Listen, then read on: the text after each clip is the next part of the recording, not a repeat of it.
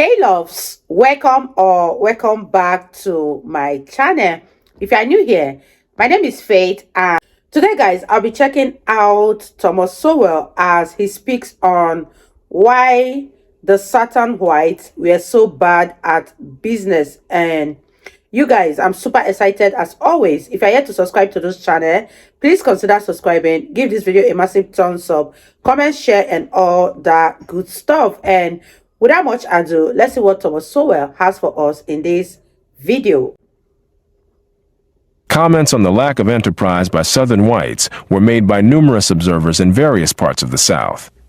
In Alexis de Tocqueville's classic Democracy in America, he contrasted the attitudes toward work among Southern and Northern whites as being so great as to be visible to the casual observer sailing down the Ohio River and comparing the Ohio side with the Kentucky side.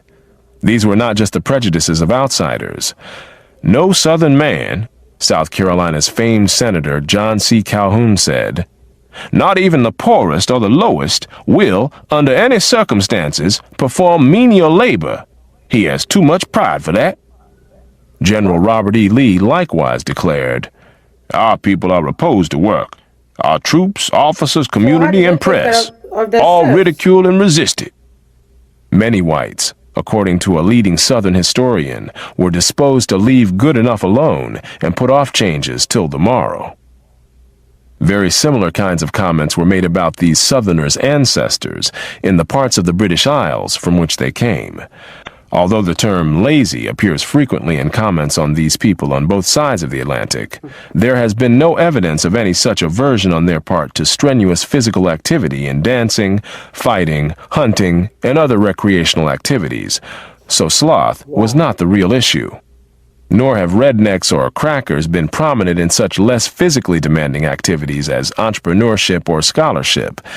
It is the nature of the particular activities in which they have taken an active interest and on which they have expended their energies, rather than the physical demands of those activities, that seems to have been crucial. Not only did many of the groups who settled in the South disdain business as a career, as their ancestors had in those parts of Britain from which they came, they typically lacked the kinds of habits necessary to be successful in business.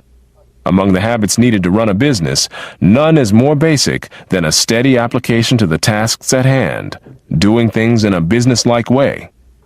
But those relatively few Southerners who did run businesses often displayed no such business-like attitudes.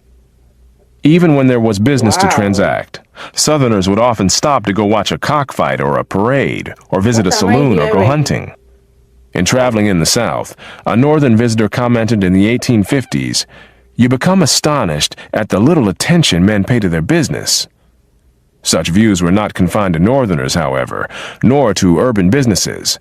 According to a noted history of the antebellum South, the Richmond Enquirer attributed the success of Northern farmers where Southerners had failed to the social nature of the latter, which led them to gather round the courthouse and country stores to smoke, chew, talk politics, and, in general, to waste time.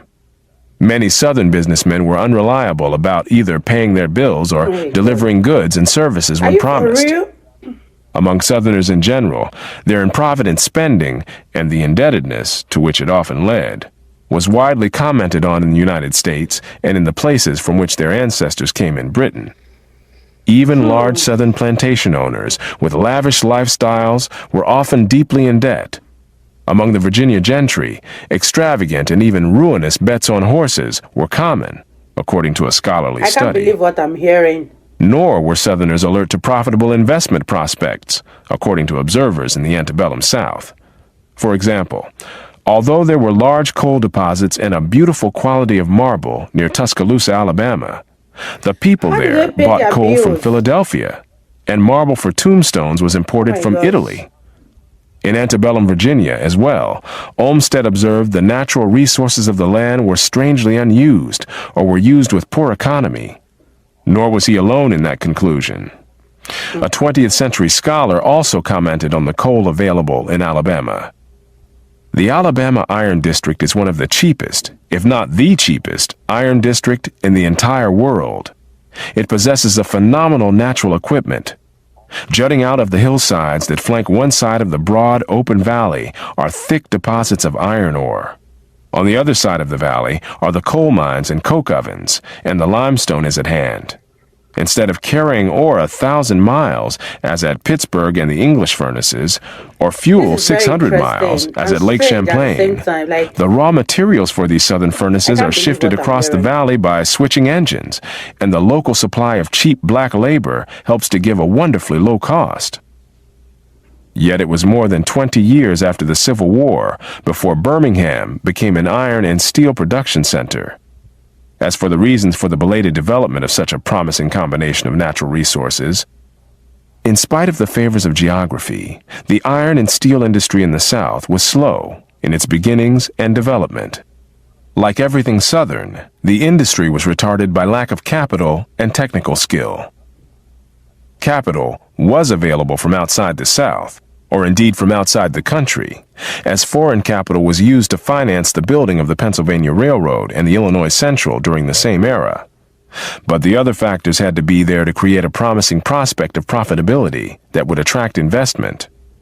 The difficulties of developing those other factors in Alabama was shown by the fact that in 1888, Birmingham saw its first ton of steel run through the furnaces of the Henderson Steel Company and burn out the crude furnace linings in the process. Early explorers and settlers in the antebellum South wrote in glowing terms of the wild fruits, especially the wild grapes of unusual size, which excited extravagant hopes of the development of wine industries. Yet early attempts to find a market for Southern wine in Britain were ruined by the fact that a sample of wine that was sent across the Atlantic spoiled in the musty casks in which Southerners had carelessly shipped it. Later efforts to establish a wine industry in the South were undertaken by foreigners, French, German, and Portuguese. A German settlement in Missouri created a wine industry with an annual output of about 100,000 gallons. But the South as a whole produced less than 1/5 of the wine in the United States in 1849. And this was long before the development of the California wine industry. As late as the beginning of the 20th century, there were still laments about the opportunities in the South, missed by Southerners and put to use by outsiders with different patterns of behavior. Landowners in Alabama were said to have cheated themselves out of millions of dollars by failing to see the opportunities within their grasp, which lumbermen from the North and East seized by cutting trees and shipping the lumber around the world. Some Southerners along the Gulf Coast likewise spoke of the golden opportunities which they failed to grasp, of the numerous successes of Northern and Eastern men, and lamented the passing of the old school of gentlemen, the midday mint juleps, and the easygoing business methods. Some of these Southerners, however, seemed to prosper working shoulder to shoulder with the Yankees. Not only in the South, but in the communities from which white Southerners had come in the Scottish Highlands, in Ulster and in Wales of an earlier era, most of the successful businessmen were outsiders. Even the poorest Highland Scots would not skin their horses when they died. Instead, Scots sold their dead horses for 3 pence to English soldiers, who in turn got 6 pence for the skinned carcass and another 2 shillings for the hide. This was not due to a lack of knowledge of skinning. In earlier times, when Scotland and England were at war, one of the atrocities committed by the Scots was skinning captured English officers alive. During the 16th century border feuds, the Johnston-Johnson clan adorned their houses with the flayed skins of their enemies, the Maxwells. It was not the skill that was lacking, but the enterprise. Contemporary observers commented on another peculiarity of antebellum Southerners: fording rivers and streams instead of building bridges over them. Nor was this due simply to poverty. A biography of famed 19th century Congressman John Randolph of Virginia referred to the bridgeless streams in the area where elite families like his lived. Thomas Jefferson noted that he had to cross 8 rivers between Monticello and Washington, 5 of which had neither bridges nor boats. This peculiarity was noted in other parts of the South and by observers in those parts of Britain from which Southerners came. Commenting on just how lazy Southerners were, one man noted that no Northern farmer would neglect to build a bridge over a stream that crossed his property. Indeed, 2 live Yankees would complete the work in a single day. But the Southern planter will ford the creek lying between his house and stable a whole lifetime. The same complaint was made about Highland Scots, whose roads were equally bad as those of Ireland and the Old South. In the 1790s, a minister, noting that fords, rather than bridges, crossed streams on one of the most heavily traveled roads in the Highlands, wrote, "From a desire to save labor or time, the ford is often attempted when the river is too high, and the consequence is frequently fatal."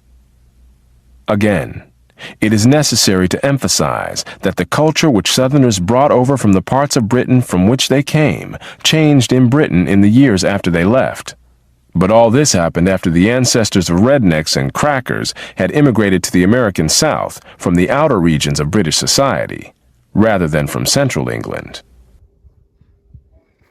You guys, that was such an unbelievable one. Like, I couldn't digest what I am hearing, because how do they even survive? How do they pay their bill if they are this lazy?